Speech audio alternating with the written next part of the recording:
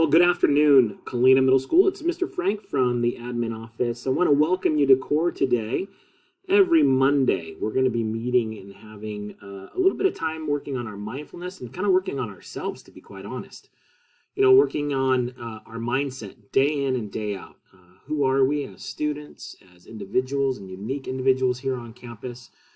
We're also going to be talking a lot about goal setting, goal making, how to make decisions. We're also going to be talking on these Mondays for the next few weeks about bullying and harassment, what that looks like on Instagram, Snapchat, social media.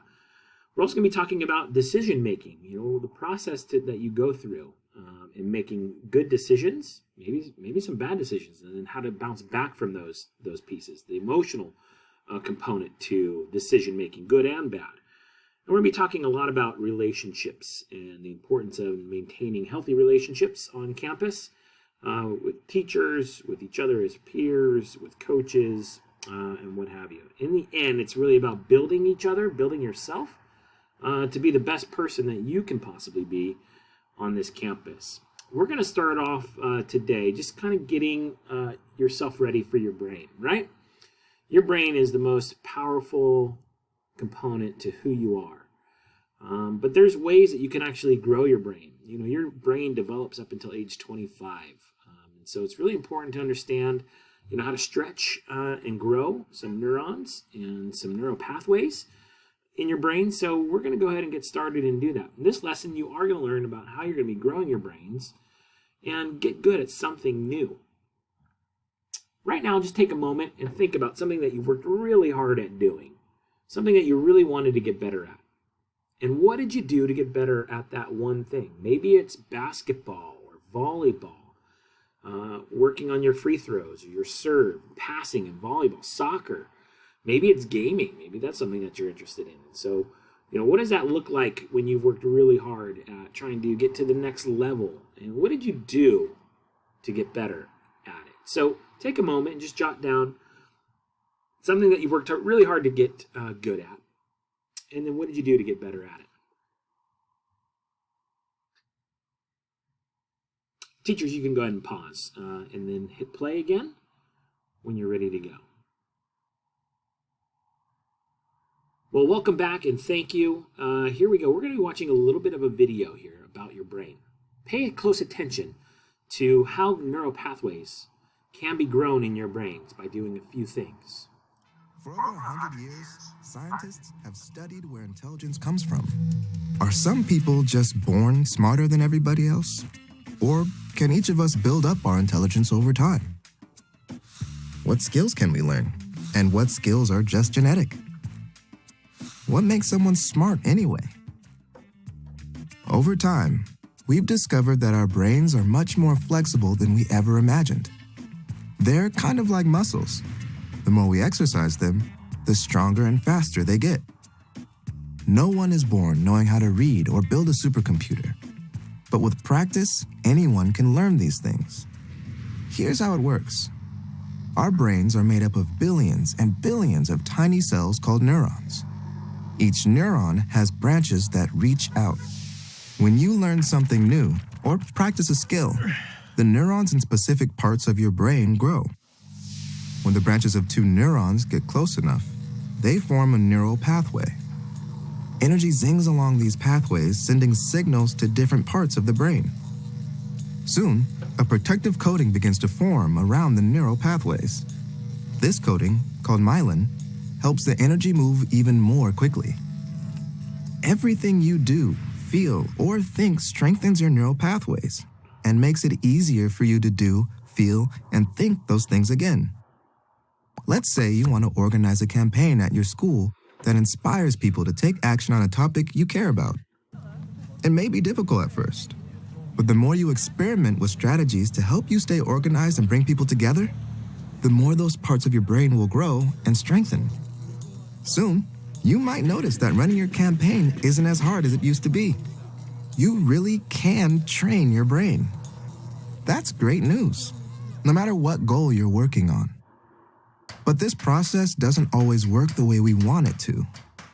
If you learn and practice doing something the wrong way, it becomes easier to do it the wrong way again. That can make bad habits pretty hard to break. Luckily, you can also retrain your brain. With effort and attention, you can decide which neural pathways you'd like to strengthen and which pathways you'd like to fade away.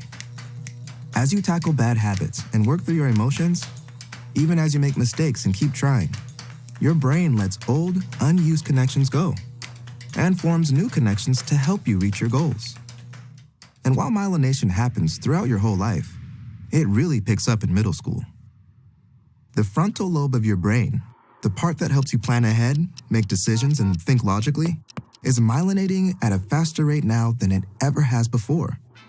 Which means that, scientifically, now is a great time to decide how you want to build your brain. And the good news is that even after middle school, there's no expiration date on your potential. You can, and do, build connections and learn new things throughout your whole life. Your brain power isn't decided by your genes, your family, or what other people think or say about you. It's up to you. Whether you want to achieve a big, long-term goal or just form some good daily habits, you can start building your brain to do those things anytime you want. So, what will you train your brain to do?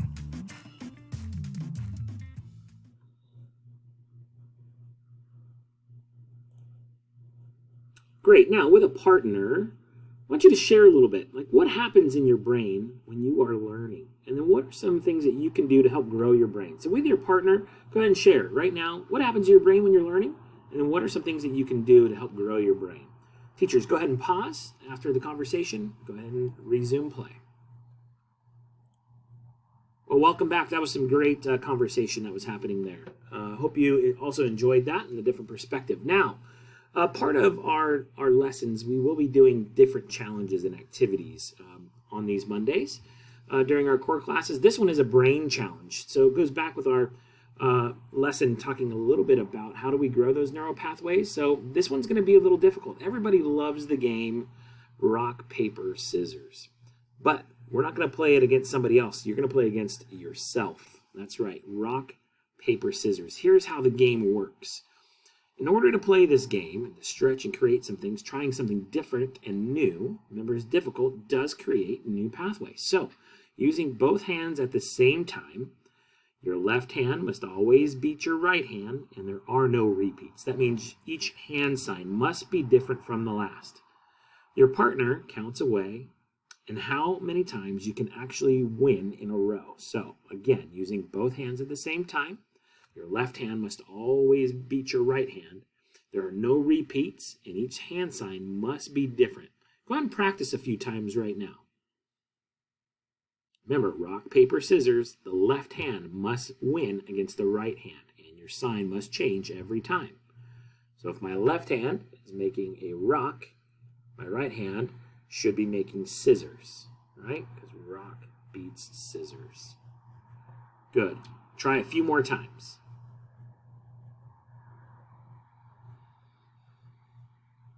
All right, we're going to get right into it now.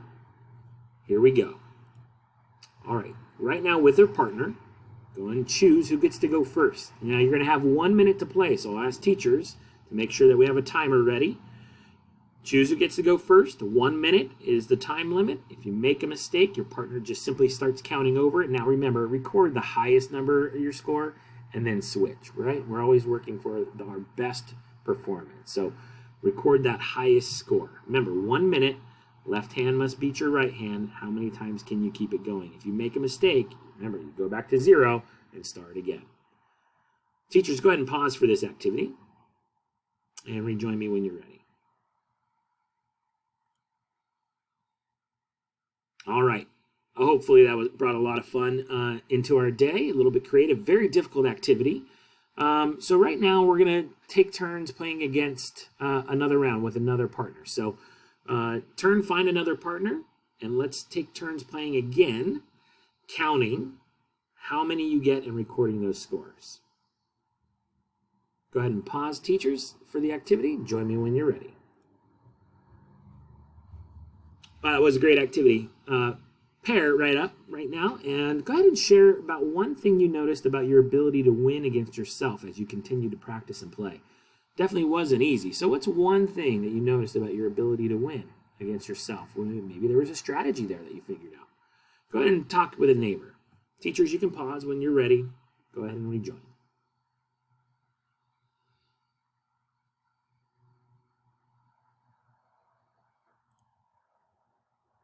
Now go ahead and write this down. What happens in your brain when you practice something new and difficult?